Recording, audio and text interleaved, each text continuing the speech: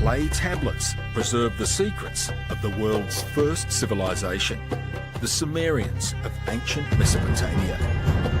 Working with wet clay, they developed a system of writing known as cuneiform.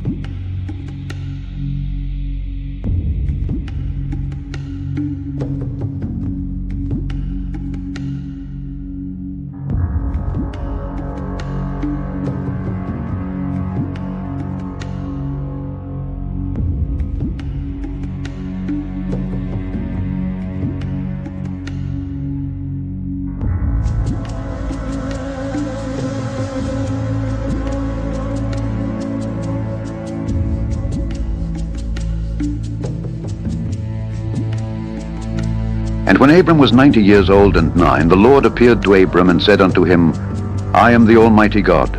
Walk before me, and be thou perfect. And I will make my covenant between me and thee, and will multiply thee exceedingly. And Abram fell on his face, and God talked with him, saying, As for me, behold, my covenant is with thee, and thou shalt be a father of many nations.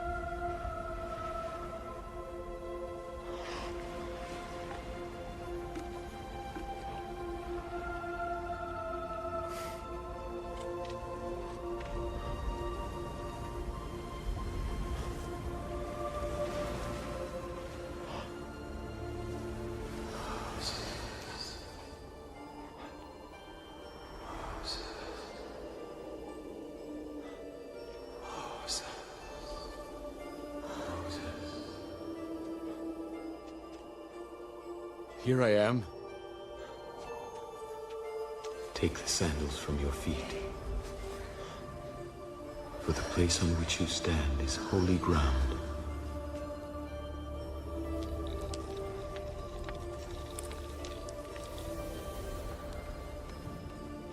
Who are you? I am that I am. I don't understand. I am the God of your ancestors, Abraham, Isaac, and Jacob. You were born of my mother, Yocheved. You are our brother. What do you want with me? I have seen the oppression of my people in Egypt, and have heard their cry. Stop it! Leave that man alone! So I have come down to deliver them out of slavery and bring them to a good land. A land flowing with milk and honey. And so unto Pharaoh I shall send you. Me? Who am I to lead these people? They'll never believe me. They won't even listen. I shall teach you what to say. Let my people go! But I was their enemy. I was the Prince of Egypt, the son of the man who slaughtered their children. You've chosen the wrong messenger. How can I even speak to these people? Who made man's mouth? Who made the deaf, the mute, the seeing, or the blind? Did not I? Now go!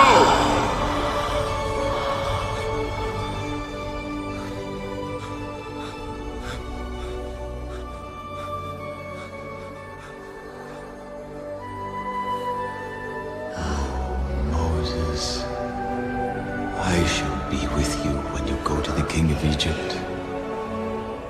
But Pharaoh will not listen. So I will stretch out my hand and smite Egypt with all my wonders. Take the staff in your hand, Moses. With it, you shall do my wonders. I shall be with you, Moses.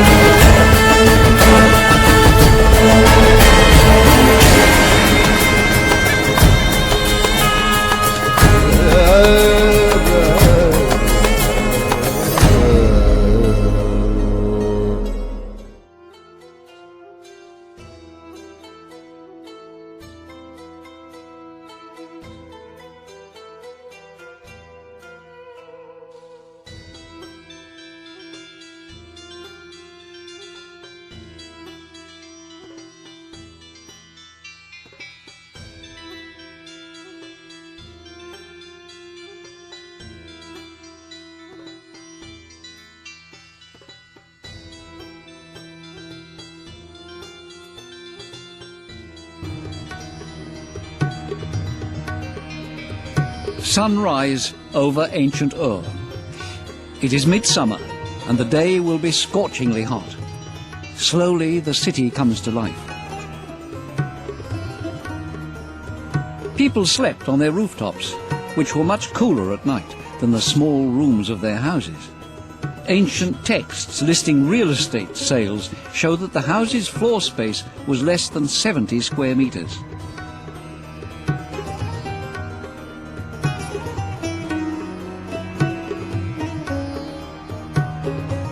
In the early morning, people come onto the streets.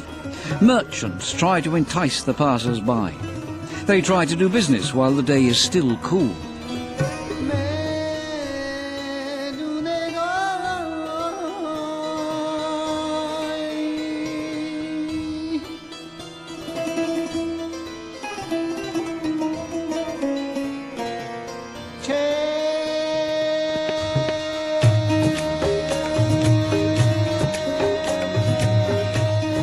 In the courtyards of some houses, men relax and drink beer through straws.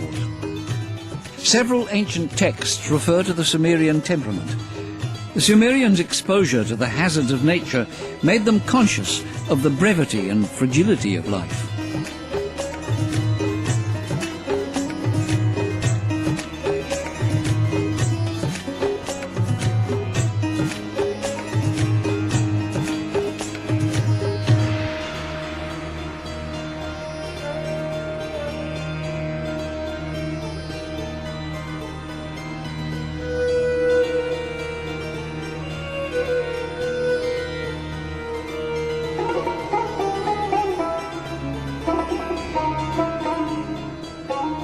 In the streets, men often wear konaks, wrap-around sheepskin skirts that go from the waist to the knees or ankles, depending on the season and fashion.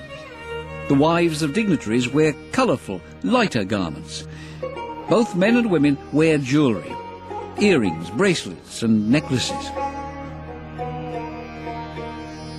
Archaeologists have discovered that forgers operating in the walled city could replicate gold and turquoise. People who couldn't afford real jewellery could buy and wear fancy fakes. This neighbourhood was home to merchants, shopkeepers and traders. The homes of the scribes, masons and carpenters and the slaves' houses were all within a short distance of the temple.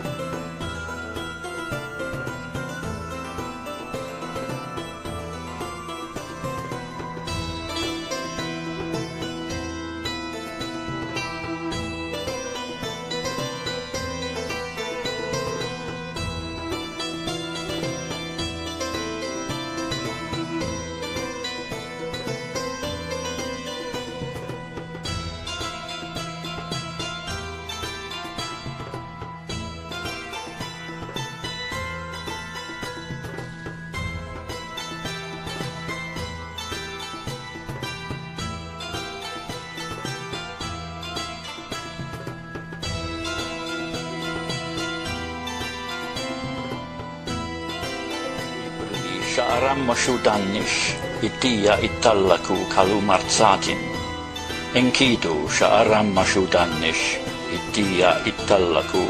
𝗃𝗂𝗃 Illikma anashimatu awilutim Uri umimushi elishu abki Ul adishu anakeperim Ipriman itabiam anarignia Sebetumim usebemushiatim Summa awilum lukatzpam Luchochatzam luachtam luamtam lualpam luimmecham luimecham ulumimmasumsu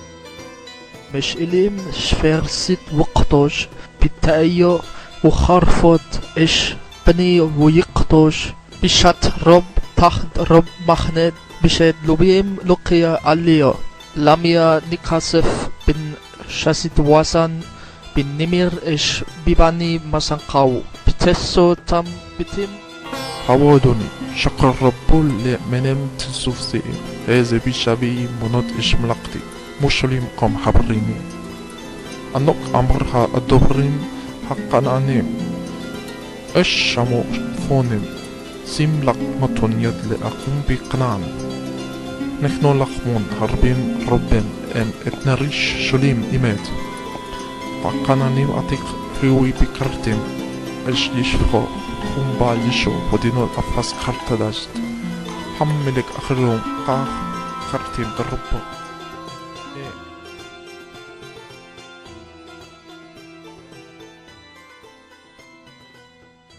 ويومر شموئل كل دبري يهوه إلها عم هالشؤالي ما إتو ملك ويومر زايه يمش بطهم ملك أشر يملك عليكم إت بناكم يكح وسملو بمركبتو وببرشيو ورتسو لبن مركبتو ولا سملو ساري ألابين وساري حمشين ولا حروش حريشو ولا كتور كتيرو ولا عصوت كلام الحمطو وكل ركبو وقت بنوتي كم يكح لركاحوت والطباخوت والأوبوت وتصدوتي كم وتكرمي كم وزيتي كم هالطوبي ميكح ونتن لعبديو وزرعيكم وكرميكم يعصر ونتن لسريسيو والعبديو وتعبديكم وتشبحوتيكم وتبحوريكم هالطوبيم وتحموريكم يكح وعصا لملكتو تصونكم يعصر وقتم تهيولو العباديم وزعقتم بيوم هاهومي لبن ملككم أشر بحرتم لكم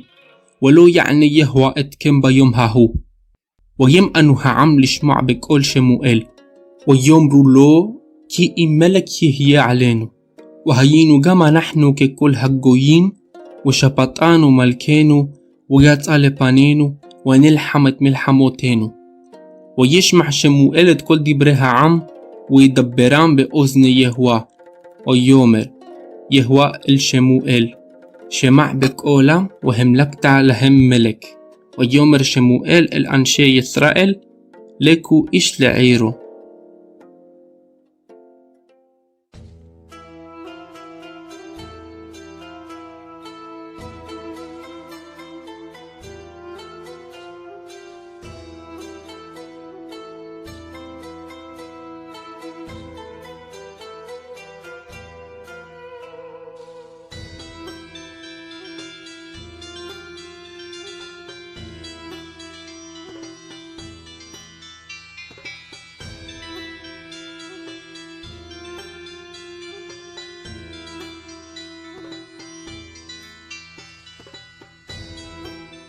quoted Hofmeyr earlier, but I'm just reminding people, it just doesn't seem likely that they would sort of be putting this history together to sort of plagiarize polytheistic myths during the Babylonian exile.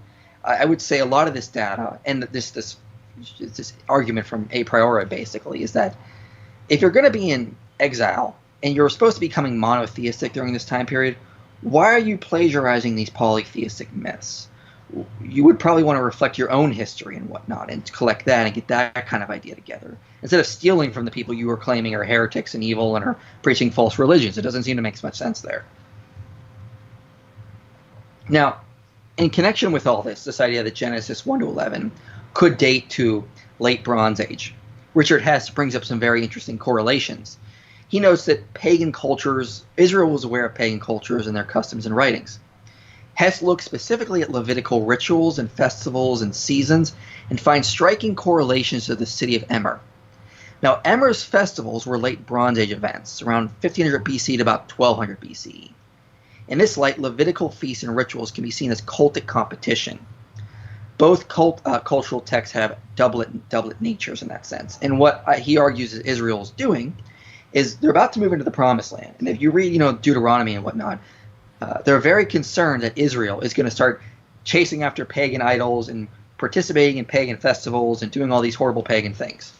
So it makes sense for them to structure their own festivals. It's sort of like to compete.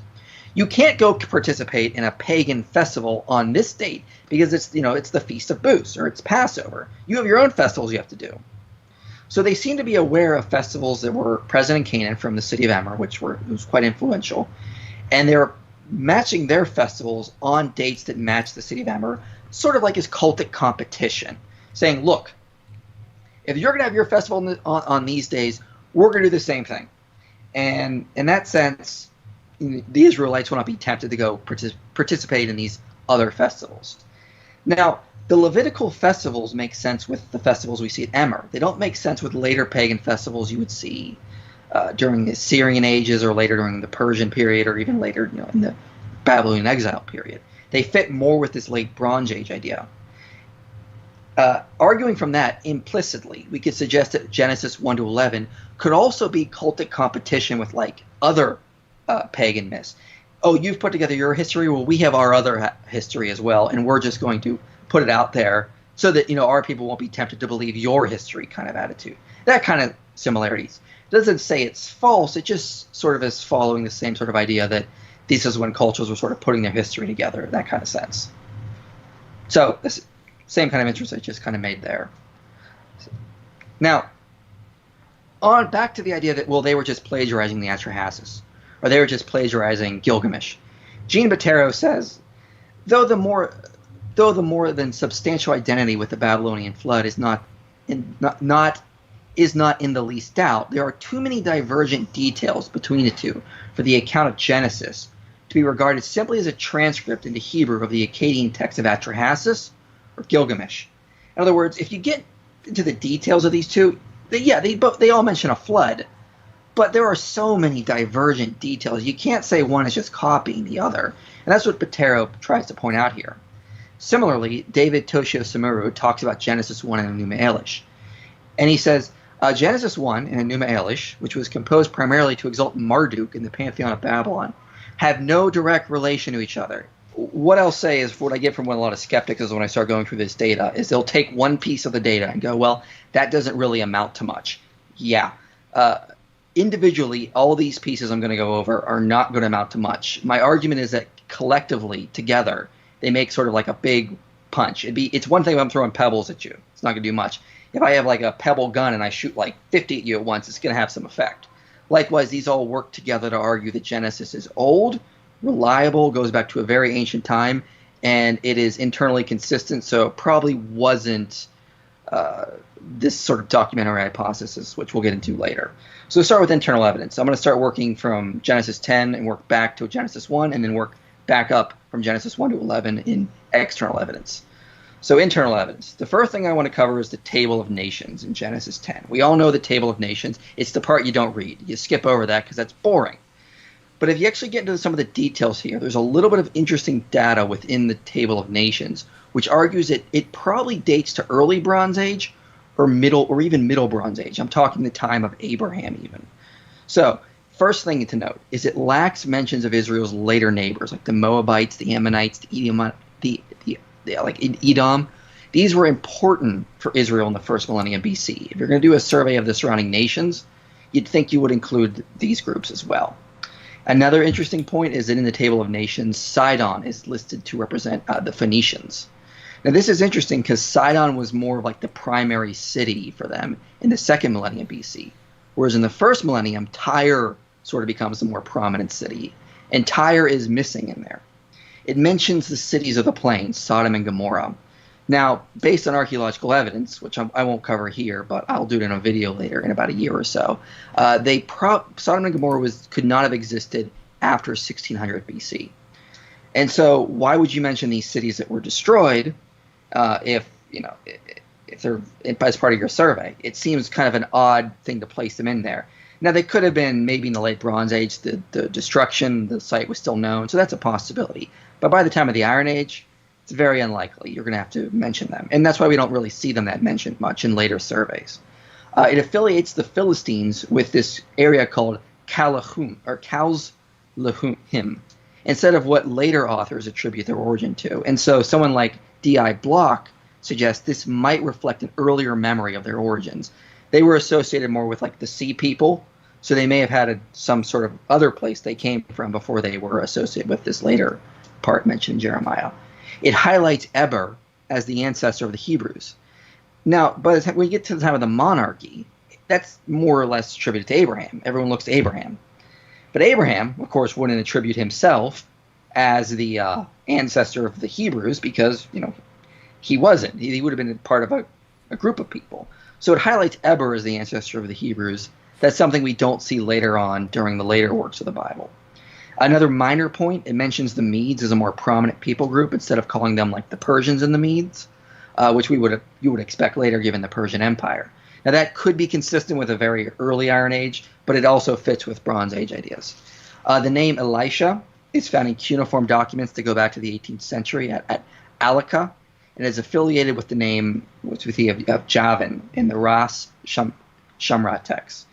Descendants of Canaan are also mentioned in early texts. You can see the work of D.I. Block or D.J. Wiseman there.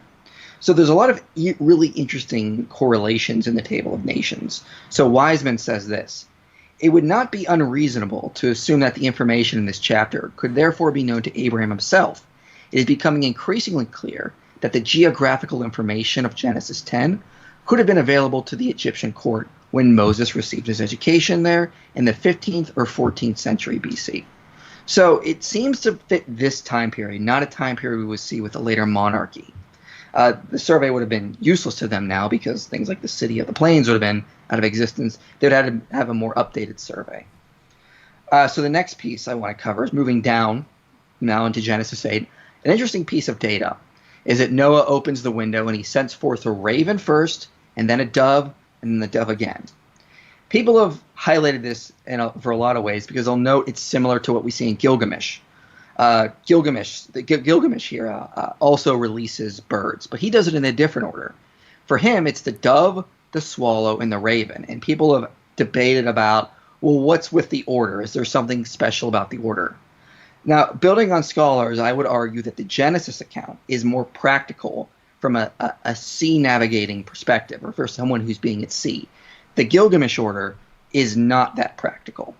So I'll just quote from them directly. This is in the IVP Bible background commentary. Unlike pigeons or doves, which will return after being released, a raven's use to the seaman is based on its line of flight. By noting the direction it chooses, a sailor may determine where the land is located. The most sensible strategy is to release a raven first and then use other birds to determine the depth of water and the likelihood of a place to land. So, let's take Noah out of the equation for a second. You're at sea, and you're lost at sea. All you see is water. You have birds. The first thing you want to do is determine where land is. So you release a raven. A raven can fly longer. It can live off things it can find in the ocean because, it can eat, rotting meat and whatnot. The raven will tell you which direction to fly in. It's going to go towards land ultimately. So you release the raven first and you start going in that direction. As you get closer to land, you then release a dove or a pigeon of some sort. By doing that, they don't want to fly that much. They don't want to fly long. They want to return. They can't live off, ocean. They have to eat plants. It will return to you if it can't make it to land. So it'll tell you how far you are away to land. Now let's remember what Noah does. He releases the raven first. Genesis 8:5 says tops of the mountains were seen. So take it from Noah's perspective. He's not trying to navigate. He's just in an ark waiting for the waters to go down. He sees mountains all around him. Well, how does he know which mountains are the closest? Well, he doesn't. He releases a raven, and he can see where the raven is going. That's going to help him determine where the lowest point, where the land will first appear. Then he releases a dove. The dove is not going to fly far like the raven does. Remember, it says the raven flew to and fro from the earth until the waters had dried. The dove returns to him because its land is still too far away. He releases a dove a week later or so, and it returns with an olive leaf. That tells him the water has receded to a point that where land is starting to appear for even doves to make it. So the Genesis approach seems like a more realistic approach for surveying the land and the water receding back. It just seems to make more sense than what Gilgamesh does, or the hero in Gilgamesh, to release a dove, a swallow, and a raven. Another interesting aspect about these early flood myths is, they'll say that, Genesis was just plagiarized from Gilgamesh. Well, Kenneth Kitchen notes, that would be really weird. He says Genesis 6-8 was probably the simplest and the shortest of all the ancient versions, possibly originating as early as they, and was certainly not a secondary elaboration on them. And he draws attention to the lines. The 𝗔𝗯𝗃 is another flood epic, but it's much longer than the flood. But he's talking about the flood account within the 𝗔𝗃 as well as Eridu Genesis. He looks at all the flood accounts, and he says, if you look at Genesis, it seems to be the simplest. The only closest one is Eridu Genesis in that sense. Genesis seems like a far simpler tradition, not a lot of elaboration packed on it. So if they're plagiarizing Gilgamesh, they would have to sort of cut things back and whatnot. Now, we'll come back to this later when we get to a little bit of more internal evidence, but we'll come back to the flood epic a little bit later. Now, I want to note something else about Genesis. They'll say that it was written late. A lot of very, very liberal scholars will say that Genesis was written 3rd century BC, I've heard. This is after the exile. I've heard Babylonian exile is typically where some people want to place it. Now, that doesn't seem to match what we see at works around that time that have a lot of Aramaic cognates. Genesis seems to have a fair amount of Akkadian cognates. There's been a lot of talk about the word for mist in Genesis 2:6. There's a mist coming up to water Eden, and that's been connected to an Akkadian cognate. There's been some other ones as well, like garden might possibly also be another one that connects to a Sumerian and an Akkadian word. There's another guy who's argued that there's an Akkadian cognate in Genesis 4:1 for bringing forth Cain. Interesting thing about the cities in Genesis 4 is the two sons' names, Enoch and Arad. They seem to be connected to the cities Uruk and Eridu. In Sumerian, as Wiseman notes, the way you would pronounce Uruk is Unuk, U-N-U-K. So it sounds a little bit more similar to Enoch in that sense. In Genesis 6:14, there are 3 Akkadian cognates in there. I would argue that might be one of the earliest verses of the whole Bible, up there with like passages like Exodus 15, for example. There seems to be a lot of Akkadian cognates that are sort of sprinkled in throughout Genesis 1 to 11. But Akkadian wasn't really used much in the later period during the Babylonian exile. It was a language used much more during the Bronze Age. So it seems to reflect that kind of time period. These sort of Akkadian cognates are popping in and out of there. Now, to be fair, there might also be some Aramaic cognates as well, and I think that would possibly reflect the idea that when you translate Genesis into the later Chaldean alphabet, you're going to get some of that, but you're not going to get something like what you see in like Enoch or Jubilees, where there are mostly just Aramaic cognates in there. There was no evidence of very early Akkadian cognates in that sense. So early words seem to put it more also stemming from an older tradition in that sense. Names of Genesis 1 to 11 also seem to match very early periods. This is something Richard Hess brings up in his book, Israelite Religions. He draws examples to names like Methushael and Tubal-Cain, which might refer to the Hurrian word for smith. Again, he also highlights the connections to Uruk and Eridu. Another interesting connection is the name Adam. So in the book I keep mentioning, I studied the inscriptions before the flood. Adam might also appear in an Assyrian king list very early on, Adamu or Atuma, in the genealogy of the Hammurabi dynasties. It also could be connected to a god in the Elba tablets, perhaps some sort of deified. You could, from a biblical perspective, we'd say it'd be like a deified human in that sense, but it seems to have possibly have been coming from an early name in that sense. A lot of people have argued if the movement. Now, some people, skeptics, will say that Genesis was sort of just plagiarized from these polytheistic myths during the Babylonian exile. So when the Jews were in exile, they took things like the 𝗔𝗃 or Gilgamesh, and they just took the parts they liked, and they made a monotheistic version of them all. But James Hoffmeyer responds to this by saying that just seems improbable. If the movement towards monotheism occurred during the Babylonian captivity, it seems counterintuitive to take the polytheistic mythic literature of Babylon and place it into the Hebrew monotheistic writings. In other words, if you're becoming a monotheist, or if you're advocating strict monotheism, why would you use polytheistic texts when that's supposed to be utter heresy? That's detestable to God. That just doesn't seem likely. So the reason I bring this up is because some people will say Genesis 5 and Genesis 11 is plagiarized from the Sumerian king list. Well, see, they use a base 60 system as well for their kings.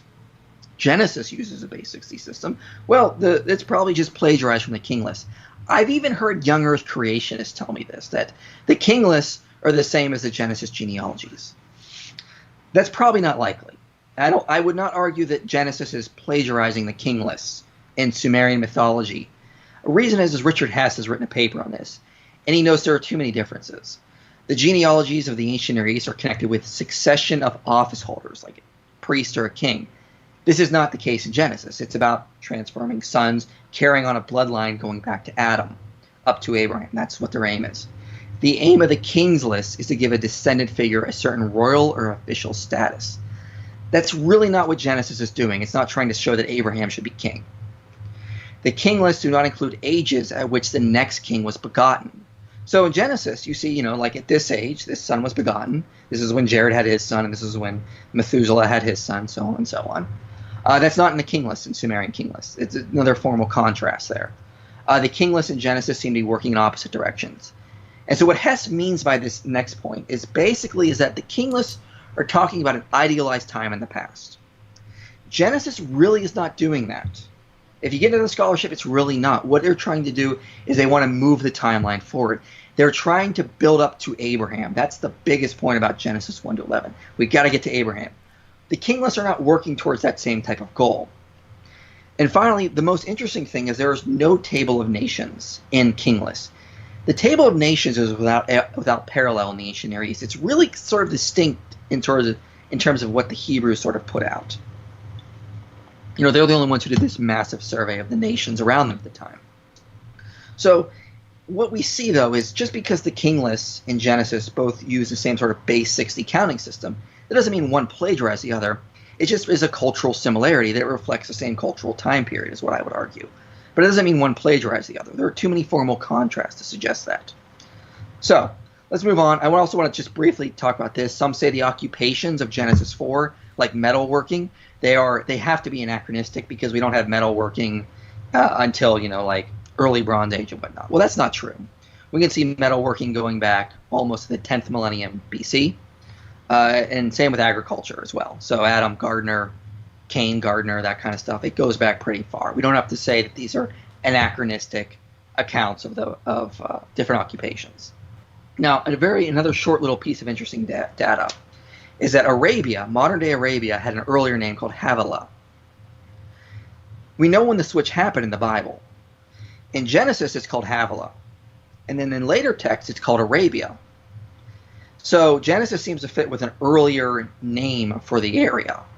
And interestingly enough, if you look in the Bible when the switch happened, it happens around the same time the Queen of Sheba comes up to meet Solomon. So all of a sudden, Solomon is making new trade connections, and they start calling it by a new name, Arabia. So there's an interesting little connection there, but Genesis seems to identify the area by its old name, fitting yet again with another earlier time period. Last thing I think I want to talk about internal evidence is parallels to other creation myths. So the structure of Genesis 1 and Genesis 2 is a dependent clause, circumstantial clause, main clause. This is how you grammatically would sort of open these kind of accounts. See the same thing in the Enuma Elish and the 𝗓𝗓𝗓. Dependent clause, circumstantial clause, main clause. This is grammatically how you would open a creation account. Now again, I'm not saying they were borrowing from the Enuma Elish or the 𝗓𝗓𝗓. I'm saying this is a similar cultural theme. It's like if you're going to start a republic, a democratic republic government, you start with a constitution. We see that with the American Revolution and the French Revolution. They weren't really borrowing from each other, which is a similar cultural theme to have these similar cultural ideas. So Genesis also seems to follow the same pattern we see in the 𝗓𝗓𝗓. Creation, population increase, prelude to the flood, and then a new start. Same, just sort of building themes and blocks. If you get into little details, in the prelude to the flood, there's some parallels there. God says his days shall be 120 years.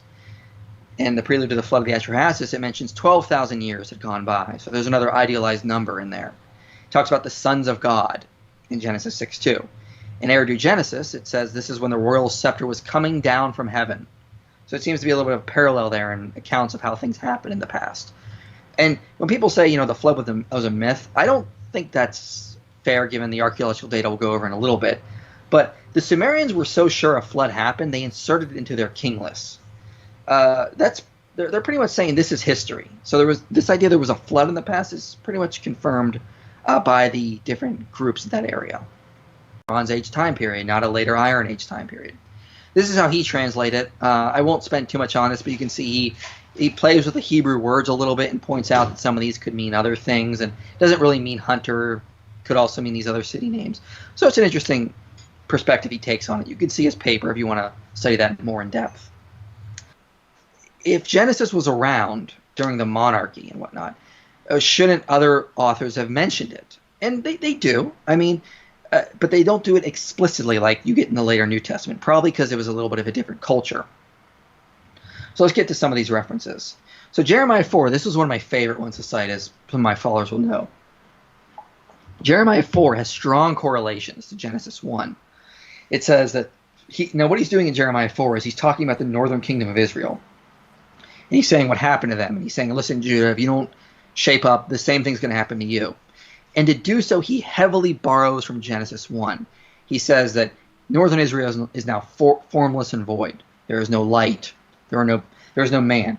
There are no birds of the air. And there's no vegetation. So he seems to have clear references, or at least the idea of what's already spoken about Genesis 1.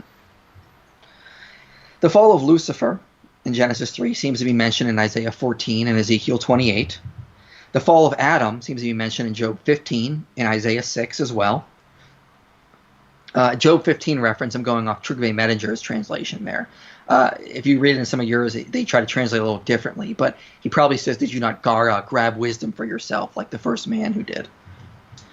Divine knowledge is hinted at in 1 Kings 3. There seems to be some sort of play there. It's a possible allusion in that sense. Themes from Genesis 2, for example, the tree of life. In the tabernacle, when they were making the tabernacle in Exodus, they made it after the Garden of Eden. So the lamppost is based on the tree of life. By allusion in Psalm 19, the tree of knowledge of good and evil is correlating to the law of God. Sin in the garden meant exile. Sin under the Mosaic covenant meant exile. So this is all coming from Kenneth Kitchen. He highlights a lot of these correlations. He also highlights there's a divine test of obedience in Deuteronomy 8, which is correlating to what we see in the garden covenant. Isaiah 24 might reference the flood account. So there's very similar language in the grammatical structure to what we see in Isaiah 24 that seems to parallel what we see in Genesis 7. And Genesis 7 is assumed to be late priestly material in that sense. There might also be a reference to Job, but that's a little less, it's not as well as the one we see in Isaiah 24 here. Now, liberal scholars are aware of many of these references. Medinger spends a lot of time talking about Ezekiel 28 and the Job 15 passage I cited. And what they say is there was a lost Adamic source that Ezekiel and Job relied on because Genesis didn't exist yet in its form. Now, I argue that's not parsimonious, and here's my reasoning. You have to say there's some unknown pre-Adamic myth, some unknown Genesis myth that inspired Deuteronomy, Jeremiah, Job, Exodus, Isaiah, Ezekiel, Hosea. Then the author of Genesis borrowed the same language to put all that together, as well as drawing on the pre-Adamic myth, obviously. Wouldn't it make more sense to say there was just an early form of Genesis that was referenced by these authors? Now, this doesn't mean you have to have Genesis in its final form. I mean, they could have updated certain things. Like, I think there was a clear reference, and I believe it's in Genesis 11 or 12, where it says Ur of the Chaldeans. Abraham left Ur of the Chaldeans. I think they're just updating it to mention the Chaldeans, which was a later group that would not have existed during the time of Abraham. They're just saying, Abraham left this city, where the Chaldeans currently are living, kind of attitude. So you don't have to have its final form, but there had to be at least some early form that would have been very much what we have now in that kind of sense. So let's move on to the last thing, internal consistency.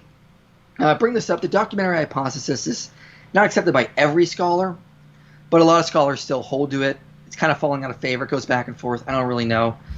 The original documentary hypothesis was this idea that the Pentateuch was composed of 4 sources. You had Deuteronomy, you had the J source. These are the Yahweh passages. Anytime you see a passage that talks about Yahweh, that comes from the J source. And sometimes you see in the Pentateuch, they don't say Yahweh, they say Elohim. Well, that comes from a different source, the E source. Then you have priestly material that's inserted in as well, and that you get the Pentateuch. This was the general idea of what you get with the documentary hypothesis. And it's this idea that there was 4 sources that were sort of put together to make the final form of Genesis. And so the final form of Genesis didn't come about until exile. There's a lot more complicated forms, as I said. There's a lot of debate on this. I could quote from Richard Hess's book here. For example, he says that 𝗔𝗂𝗏𝗵 argues for a pre-exilic P in the middle of the 8th century, whereas other scholars doubt this. Zevet argues it could date to the late 10th century. Wenham places P before J. Redtorff and Wenham identified J and E as originally one document. Van Cedars has argued for a later date for J, while Burge defends an earlier monarchy date. Bloom argues for the union of two compositions, a D composition. This is a later and influenced by an earlier D, and a P composition. He keeps going on. He goes on for another half a page, but argues there's so many different documentary hypotheses. It's almost a little comical. No one can agree on what the original sources for the Pentateuch were. It's thrown all over the place. Additionally, skeptics will again argue, as I mentioned this earlier, that Genesis was copied or borrowed from pagan creation myth tales. Now, Gordon Wenham notes this, and he says it doesn't make sense. He says you got to pick one. Either Genesis was put together by earlier sources, or the authors borrowed from pagan myths. You can't do both. So, to quote from him directly, he says, "It is strange that the two accounts of the flood, so different as J and P, circulating in ancient Israel, should have been combined to give our present story, which has many more resemblance to the Gilgamesh version than the postulated sources." In other words, they'll say the flood account that we have in Genesis is really a combination of J and P sources. But separate, they don't match Genesis, or they don't match Gilgamesh. Combined, however, they just magically line up to form what we see in, to make the parallels that we see with Gilgamesh flood account. Why is it that the early sources don't match up, but somehow they're put together and they match up perfectly with Gilgamesh? So you got to pick one. Either they were plagiarizing pagan myths, or they were put together from these early sources. Now, Richard Hess also notes that computer analysis of spelling patterns in the Pentateuch has shown there is consistent style of spelling. This is, of course, if you remove the vowels. The Pentateuch preserves anomalous grammatical features that occur across the sources divides, but are found much less frequently in the other parts of the Hebrew Bible. So basically, what he's noting here is that there's a lot of consistency in what we see in the Pentateuch. Now, again, I don't think it was all put together at one time necessarily, but it does seem to suggest that there is some sort of internal consistency going on that does reflect an early time period. So Genesis 1 and 2, Hess also notes, matches how early Sumerian accounts were sort of put together in their literary structure. And he mentions one, the of Enki and Ninmah. Now, internal consistency within Genesis 11 is actually, between Genesis 1 to 11, is actually quite high. So you can see the three birth announcements of Genesis 4 have similar language. The same Hebrew construction occurs for occupations in Genesis 4. Adam and Cain have the same occupations. Their sins are both connected to fruit. They're both questioned the same way. They're both sentenced the same way. And they're both punished the same way. Again, same grammatic structures are flowing from Genesis 3 to Genesis 4. There's internal consistency with the use of 7. We see a lot of 7s building up. And if you divide the sources, you don't get this. So if you notice, go to the last point here. There are 70 times God is mentioned, either as Yahweh or Elohim, and accumulates in Genesis 4:26 with people calling on the name of the Lord. Now, if you go to Genesis 2:4, there's 35 times you see the name Yahweh. Between Genesis 2:1 and Genesis 2:4, the word for Elohim shows up 35 times. Someone is doing this on purpose. This doesn't just come together by collecting J and P sources and E sources. This is not what you would get with that kind of thing. There's poetic alterations as well. And Abel became a keeper of the flocks, and Cain became a keeper of soil. There's sort of these poetic sort of building ideas on it.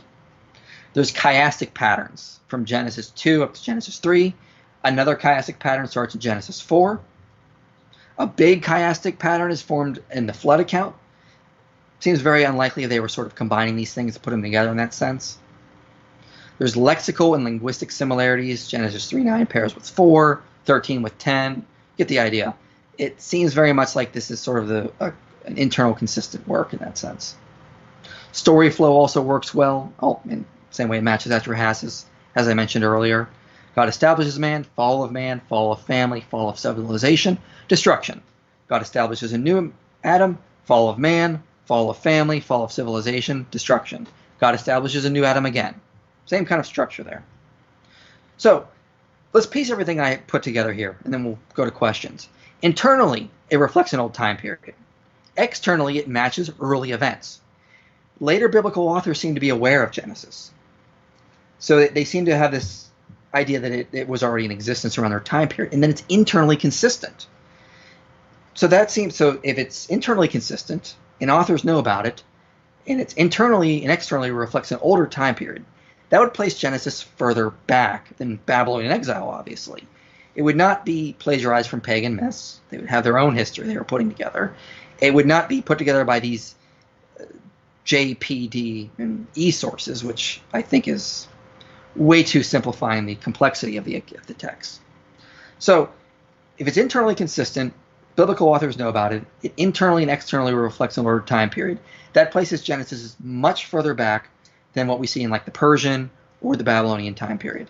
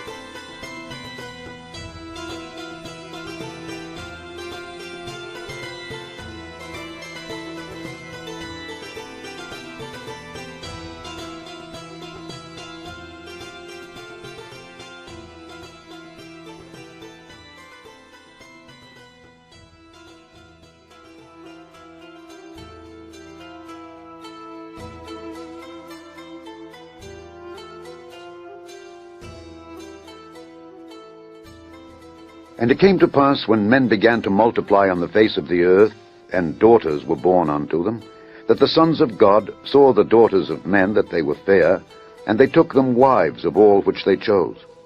And the Lord said, My spirit shall not always strive with man, for that he also is flesh. Yet his days shall be 120 years. There were giants in the earth in those days, and also after that, when the sons of God came in unto the daughters of men, and they bare children to them, the same became mighty men, which were of old, men of renown. And God saw that the wickedness of man was great in the earth, and that every imagination of the thoughts of his heart was only evil continually. And it repented the Lord that he had made man on the earth, and it grieved him at his heart. And the Lord said, I will destroy man whom I have created from the face of the earth, both man and beast, and the creeping thing.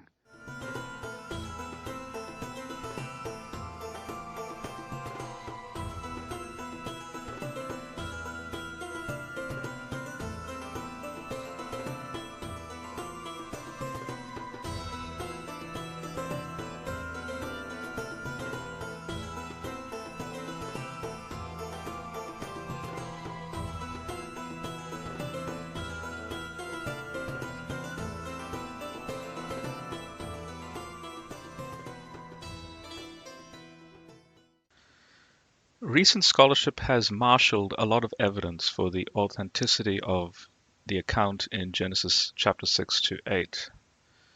To reiterate, the geographical extent of Noah's flood occurred within the Persian Gulf roughly 13,000 years ago, which is the end of the last ice age and hence the advent of the Holocene. In a region that was occupied by early humans during the late Pleistocene, roughly 70,000 years ago. First, we also need to note that Genesis 1 details for us chronologically the natural history of Earth. Our current geological research has developed an extremely detailed tectonic profile showcasing relatively fixed shorelines, where the oceans will never again cover the entire Earth, as was initially the case in the early stages of the planet's formation.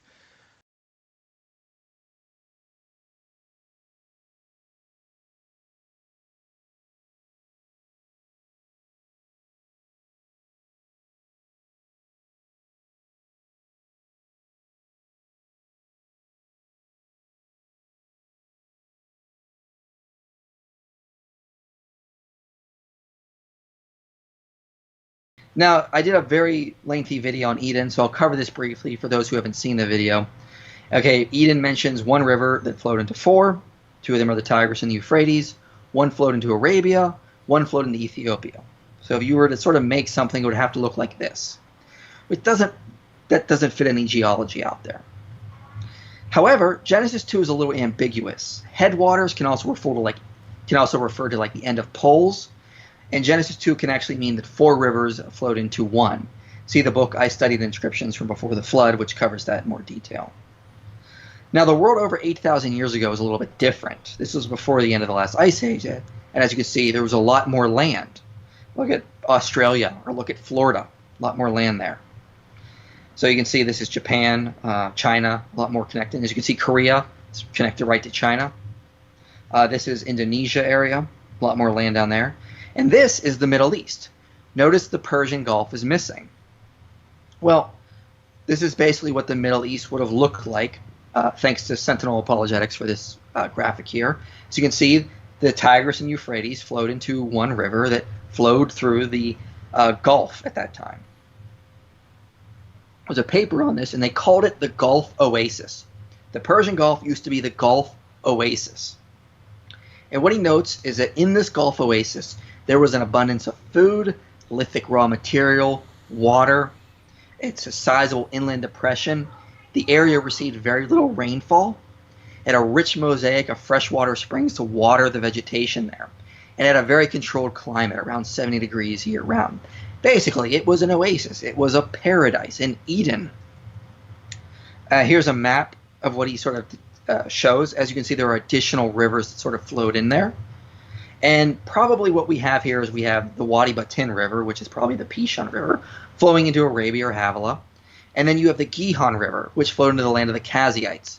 So instead of it flowing into Cush, it could be a name for Kashu, as Kenneth Kitchen argues. It could actually be arguing that it wasn't Cush, it was Kas. So, possibility there. But Eden seems to very well fit with this sort of inland depression that later became the Gulf and was, hint, hint, flooded. So let's move on to the flood, speaking of that. What happened to the Gulf Oasis? Well, in this paper, you'll note that Jeffrey Rose argues that it gradually flooded over thousands of years. And this was the consensus for a while, that this is being challenged now. A recent paper argued that this inland depression had suffered a catastrophic flood about 13,000 to 8,500 years ago. So as you can see, this is based on the inland area. A lot of the waters would have created the deluge in the mountainous regions, that's the red areas, and then it would have flowed into the green regions, creating a mega lake. However, Muhammad al-Bastawazi notes this mega lake that formed, it was insufficient to drain the water. And so a mega lake would have formed there for a short time period. So he talks about how this would have happened catastrophically and suddenly, filling in the area, causing a flood, and then a mega lake to form for a short period of time. And so he concludes by saying the early Holocene period in Arabia has drastically reshaped the fluvial systems, groundwater, and indeed the early human civilization. So interesting thing there was an area called Eden, and it really was flooded. So you can see kind of here, this would be possibly the furthest extent of the flood kind of idea. Also around this time, we do see a little bit about how there was a sharp decrease in the male population, was a disparity of 1 male for every 17 females. Now, this might also fit with what Genesis 6:11 says, that the earth was corrupt in God's sight, and the earth was filled with violence. As you know, men in the ancient times were more likely the ones to go to war and fight, and take care of that kind of stuff. And our genetic record seems to reflect that idea. There was a bottleneck of man at that time. And it could also fit with what we see in the Table of Nations, that several cultures could trace their lines back to just a few men several thousand years ago. So there's some interesting parallels there. That doesn't prove this, but it shows that these things are lining up.